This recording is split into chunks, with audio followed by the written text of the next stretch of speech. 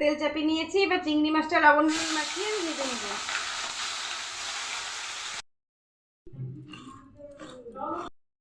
ভেজে তুলে নিয়েছি, এখানে পেঁয়াজ আর কাঁচা লঙ্কা বাটা দিয়ে নিলাম। টমেটো বেটে রেখেছিলাম, টমেটো বাটাটা দিয়ে নিলাম। পরিমাণ লাল লঙ্কার গুঁড়ো দিয়ে নিলাম, একটু জিরের গুঁড়ো, পরিমাণ মতন হলুদ আর পরিমাণ মতন লবণ, 1 চা চামচ মতন দিয়ে আমি ভালোভাবে কষে নেব। এবার আমি চিংড়ি মাছগুলো আর নারকেলের দুধটা দিয়ে ভালোভাবে ফুটিয়ে নেব, আর কটা লঙ্কা দিয়ে দিলাম। মালাইকারিটা আমার পুরো রেডি হয়ে গেছে। দেখেন কত সুন্দর কালার আর গ্রেভি এসেছে, দেখতেও কত সুন্দর লাগছে।